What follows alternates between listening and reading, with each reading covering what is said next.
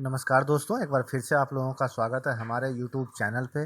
तो दोस्तों, आज के वीडियो में हम लोग सीखेंगे बैंक ऑफ इंडिया में डिजीज क्लेम मतलब मृत व्यक्ति के खाते से पैसे को हम लोग कैसे नॉमिनी के अकाउंट में वापस ले सकते हैं।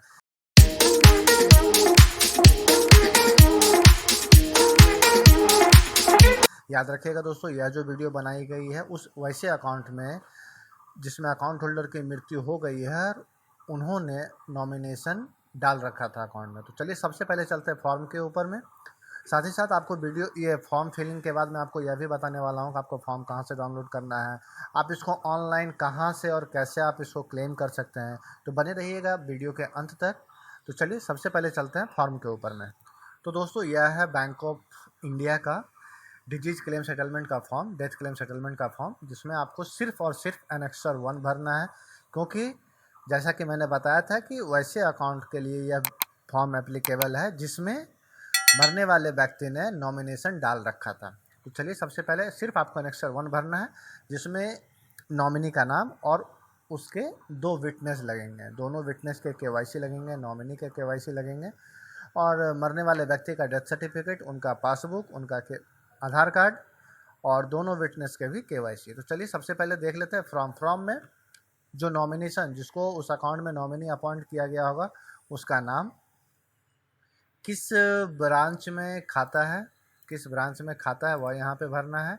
उसके बाद मरने वाले व्यक्ति का नाम भरना है यहाँ पे, देन अकाउंट नंबर। उसके बाद थोड़ा सा फिर से यहाँ पे आना है, मतलब अब देखिए क्या है, I we advise the demise of Shrimati इतना, मतलब मरने वाले व्यक्ति का नाम, इस डेट में इनकी मृत्यु हुई है, ही सी hold the above account at मतलब अबव अकाउंट, जिस अकाउंट की बात हो रही है यहाँ पे देना है। The account is in the name of Abhay Verma, full नाम जो उस अकाउंट होल्डर का नाम है जिसकी मृत्यु हो गई है। यहाँ पे उस अकाउंट होल्डर का अकाउंट नंबर होगा जिसकी मृत्यु हो गई है। एंड अब आते हैं नंबर 2 में, ऑप्शन ए की ओर, इन केस ऑफ नॉमिनेशन। ठीक है, तो नॉमिनी कौन है? तो I Rajiv Kumar son daughter of, जो यहाँ पे नॉमिनी का जो भी व्यक्ति नॉमिनी होगा आपके खाते में, उनके खाते में उनका नाम, सन डॉटर ऑफ आपके फादर, नॉमिनी वाले पर्सन का फादर का नाम, डिसाइडिंग एट जहाँ पे आप रह रहे हो, and the registered nominee in the above account. ठीक है, ये जो नॉमिनी है रजिस्टर्ड नॉमिनी है। And the person authorize to receive payment on behalf of, देखिए यह टू भरना नहीं क्योंकि ये माइनर के लिए है। And please settle the balance in the account in the name of nominee, I will receive the payment as trustee of the legal heirs of the deceased. ठीक है, ये जो है ऑप्शन 2 के लिए। तो ये मतलब 2 का ख कह लीजिए हिंदी में, या ऑप्शन मतलब 2 कह लीजिए, ठीक है, या नॉमिनी के लिए। वहीं पे बी में, इन केस ऑफ ज्वाइंट अकाउंट, देखिए ज्वाइंट अकाउंट भी नहीं है आपका, ये सिर्फ सिंगल अकाउंट है और उन्होंने नॉमिनी डाल रखा था। ठीक है, एंड आपको 3 नंबर का था, I will submit photo copy of the following document together with original, please return the original to us after verification. यहाँ पे आपको एक अपना मतलब मरने वाले व्यक्ति का डेथ सर्टिफिकेट देना है, और डेथ सर्टिफिकेट किसने इशू किया है। देखिए डेथ सर्टिफिकेट कौन इशू कर सकता है? मेडिकल ऑफिसर कर सकते हैं, या फिर वहाँ पे म्यूनसिपैलिटी वाले कर सकते हैं। जो भी ऑथराइज पर्सन होंगे वही आपको इशू करते हैं डेथ सर्टिफिकेट। अगर हॉस्पिटल में डेड हुई है तो मेडिकल ऑफिसर कर सकते हैं। अगर नॉर्मल डेथ हुई है तो वहाँ पे जो आपको म्यूनसिपैलिटी वाले कर सकते हैं। अगर गांव घर है तो वहाँ पे आपके गांव में अगर मुखिया होता है तो मुखिया कर सकता है। तो इस तरह से आपको यहाँ पे करने के बाद यहाँ पे प्लेस दे देना है, जो आपका एक्चुअल प्लेस होगा, एंड डेट दे देना जिस डेट में आप फॉर्म सबमिट करोगे। एंड यहाँ पे आपको मतलब नॉमिनी जो हो गए इस अकाउंट में, उसको यहाँ पे साइन कर देना है। साइन करने के बाद 2 विटनेस की मैंने बात करते हैं। देखिए विटनेस कौन बन सकता है? मजिस्ट्रेट और जुडिशियल ऑफिसर, यह तो शायद आपके लिए मुमकिन ना हो। An officer of the central और स्टेट गवर्नमेंट, यह भी मुश्किल हो।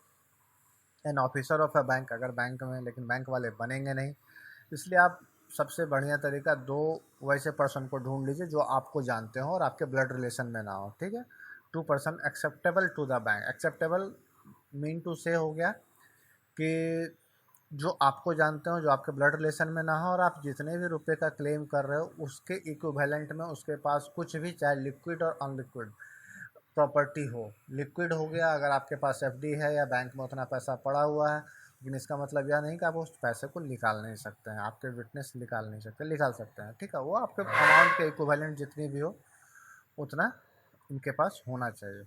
और दोनों विटनेस का नाम यहाँ पे हो जाएगा, उनका साइन हो जाएगा। याद रखिएगा ये दोनों का केवाईसी आपको देना पड़, मतलब बैंक वाले ले लेंगे, आपकी भी केवाईसी लेंगे और मरने वाले व्यक्ति का पासबुक और डेथ सर्टिफिकेट, ठीक है। तो यह तो था कि हम डेथ क्लेम सेटलमेंट में विथ नॉमिनेशन क्लॉज में हम फॉर्म को कैसे भरते हैं। अब मैं आपको बताने वाला हूँ कि आप इसको ऑनलाइन कहाँ और कैसे डाल सकते हैं, उसको ये भी क्लेम कर सकते हैं, लेकिन यह आपको भरा हुआ होना चाहिए। तो चलिए सबसे पहले चलते हैं यहाँ पे। सबसे पहले मैं आपको फॉर्म डाउनलोड करने के लिए मैं बता देता हूँ। तो आपको कुछ नहीं करना है, यह गूगल है, गूगल पे जाकर के आपको लिख देना है BOI डिजीज क्लेम फॉर्म। जब आप लिखोगे तो आपको सबसे पहले देखिए ये आएगा, यह इसको इस पर जब आप क्लिक करोगे तो आपको एक यहाँ पे एक PDF आपके पास डाउनलोड हो जाएगा। अब चलते हैं बैंक ऑफ इंडिया की वेबसाइट के ऊपर में। यह है बैंक ऑफ इंडिया की वेबसाइट, ठीक है। यहाँ से आपको ऑनलाइन क्लेम करना है, तो याद रखिएगा आपको यह वाला BOI वेब, इसको इस पर आपको क्लिक करना है, ठीक है। यह जब खुल जाए तो उसके बाद देखिए कहाँ पे जाना है। उसके बाद हमें यहाँ पे की सर्विस में क्या है, देखिए की सर्विस में नहीं, ऑनलाइन सर्विसेज में जाना है, अदर सर्विसेज में जाना है। अदर सर्विसेज में आपको यहाँ पे दिख जाएगा डेथ क्लेम, ठीक है। डेथ क्लेम पे आप क्लिक कर दें, खुलने का वेट कर लेते हैं।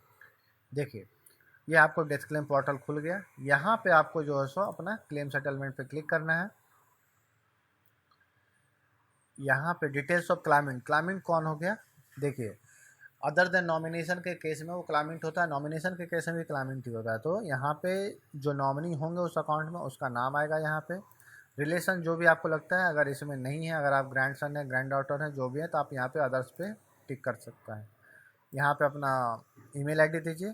वेरिफिकेशन के लिए आपका जो रजिस्टर्ड मोबाइल नंबर, क्या मतलब वर्किंग मोबाइल नंबर होना चाहिए। वर्किंग मोबाइल नंबर आप यहाँ पे डालें, OTP यहाँ पे दें, ये ऑटोमेटिक फेच कर लेगा, ठीक है। वेरीफाई OTP कर लीजिए। उसके बाद यहाँ पे आपको जो है ये कैप्चा यहाँ पे डालना है, और कैप्चा डालने के बाद आपको प्रोसीड पे टिक कर देना है। चलिए ये देख लेते हैं कि ये प्रोसीड कैसे होता है, ठीक है। सबसे पहले नेम डाल लेते हैं,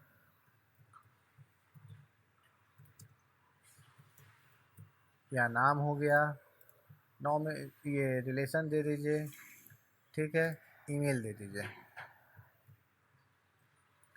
यहाँ पे आपको मोबाइल नंबर देना है, मोबाइल नंबर भी दे दीजिए।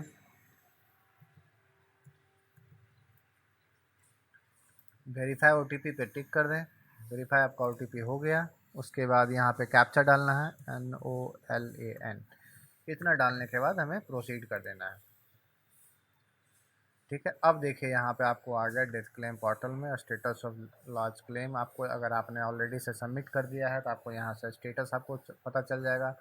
Lodgement of disease claim of for deposit account आपको इस पर करना है। डॉक्यूमेंट लिस्ट पे जो भी आपको लगता है तो हमें क्लेम लॉन्च करना है, इसलिए हम लोग इस पर टिक कर लेते हैं। Document required before lodging claim, देखिए स्कैन कॉपी, जैसा कि मैंने बताया था आपको वो फॉर्म भरा हुआ होना चाहिए। Claim form with nomination, letter of disclaimer, यह सब आ जाता है विदाउट नॉमिनेशन के केस में, इसलिए आपको इसको देखने की जरूरत है नहीं। देखिए declaration taking for claim up to 5000, या अगर आपके पास नॉमिनेशन, तो ये सारे चीज़ आपको ऑलरेडी नलीफाई हो जाते हैं एंड, ठीक है। उसके बाद आप यहाँ पे टिक करेंगे।